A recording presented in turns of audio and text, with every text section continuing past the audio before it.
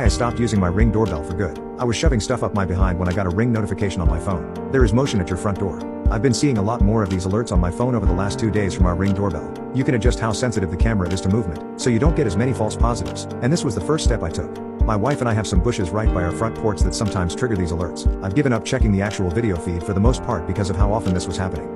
Initially, adjusting the sensitivity settings for the doorbell seemed to solve the issue. I was relieved because all the false positives were draining the battery of the camera, and it was annoying having to bring it inside so frequently to recharge it. Recently, though, I started getting more alerts during the day at odd times. They'd stop around bedtime but picked up again in the early hours of the morning for some baffling reason. The last 2 mornings, roughly around 3 a.m., I received a flurry of alerts on my phone. When I checked the Ring app, the thumbnail image for the video feed was completely dark, and I couldn't make anything out. I checked the live feed, and it was the same.